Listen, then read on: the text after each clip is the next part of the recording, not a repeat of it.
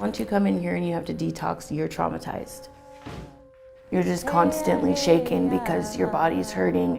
For the mommies and daddies out there still running amok, still using tough. Some people get a fever, some people are throwing up. But being on Suboxone makes it 100 times easier. Hey,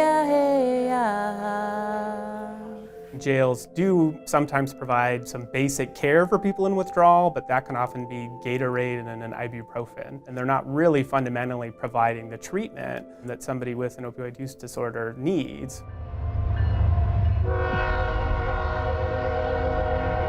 In Bellingham, Washington, a recent class action lawsuit by the ACLU may impact how inmates across the country are treated for addiction.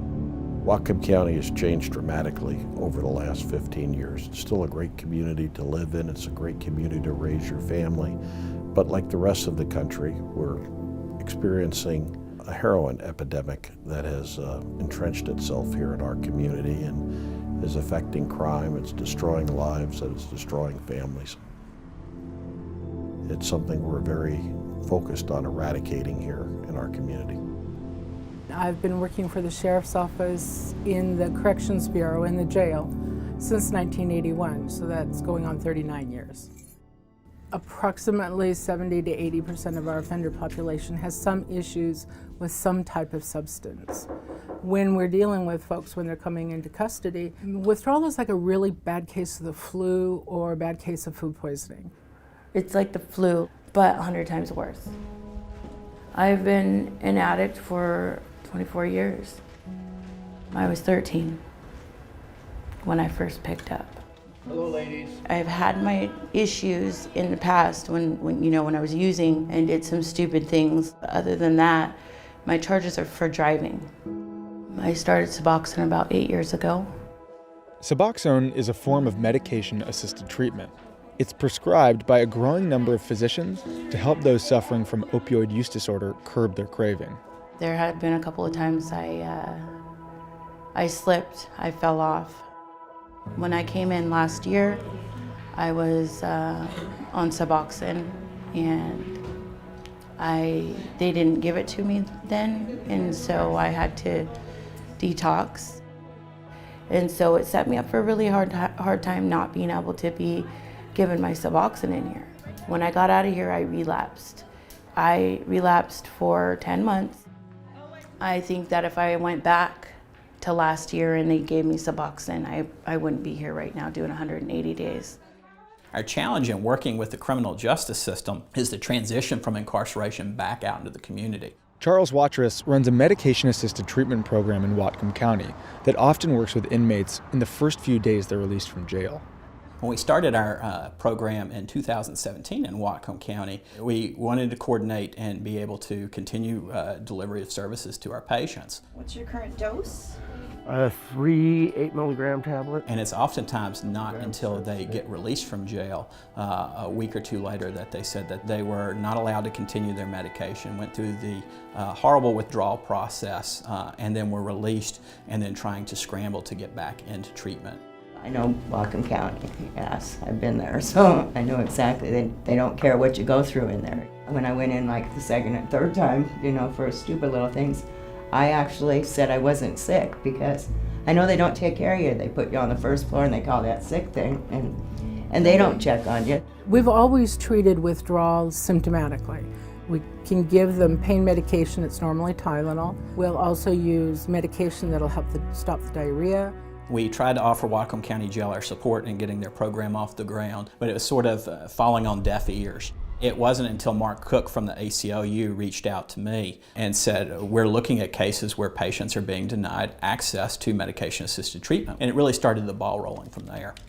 We started looking at this problem of denying people in jails access to medications probably 2 or 3 years ago. And it was in that initial investigation that we started looking at Whatcom County specifically.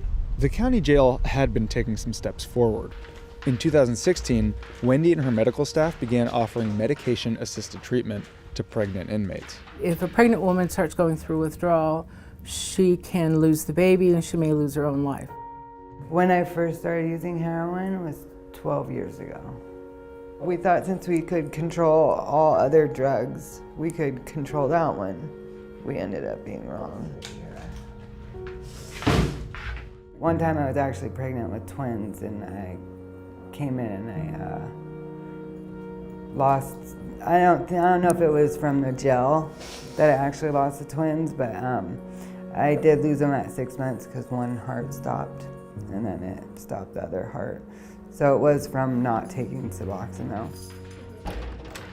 This time I'm pregnant too, and they've been on it. So like I got in, I told them I was sick, I was on certain medications, and I had them within 24 hours. So it's been a lot better.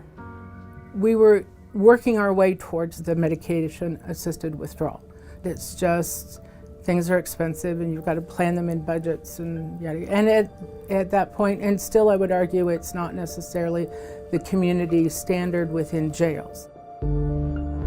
The lawsuit, Court Lever v. Whatcom County, was filed in June of 2018. The basic nature of the ADA, the Americans with Disabilities Act, is to sort of prevent people from being discriminated against because of their disability. And having a substance use disorder is akin to having, diabetes or heart disease. And what you've seen is that a lot of these facilities don't treat it as the medical issue that it really is. Have you had any overdoses? Oh yeah, I've overdosed twice. Opioid use disorder is probably one of the hardest substance use disorders to treat without medication, but the easiest to treat with medication. Without medication, and this isn't including those incarcerated, there's only about a 10% success rate. I wish I could just stay clean and not have to use Suboxone, if that makes any sense. But some people can't.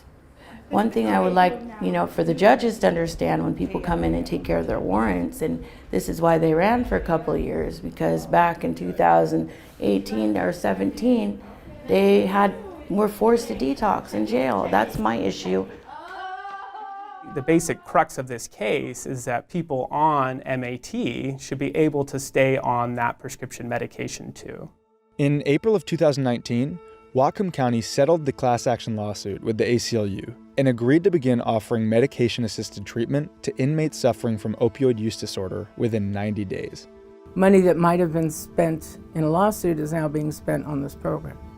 I think it's a more humane way of dealing with people who have a very, very serious problem. And I'm lucky my sheriff does too. We've agreed to the court retaining jurisdiction of that issue for another year so that they're certain that we're moving forward and fulfilling the commitments that we made, and that's just what we intend to do. I think people have heard about the lawsuit and the results of it and said, well, I guess we better get on the bandwagon. As of July 2019, the ACLU has successfully challenged jails in Massachusetts and Maine to begin their own MAT programs. The states that have incorporated medication-assisted treatment into their prison system have had wonderful numbers coming out. They show a significant decrease in recidivism once they're released, a significant decrease in mortality once they're released, and a significant increase in treatment engagement once they're released. So there's a lot of evidence that points towards medication-assisted treatment. So how about if we just do our check-in? Where would you be without medication-assisted treatment? And what have you been able to accomplish? I'd be homeless for sure. I'd probably be dead. What have I been able to accomplish? Courage. To be me again. The biggest thing I'd like people to understand is not just our jail, but pretty much all jails aren't just punishment. They are in fact kind of the last social service agency for a community. God grant me the serenity to accept the things I cannot change, and the courage, Lord, to change the things I can.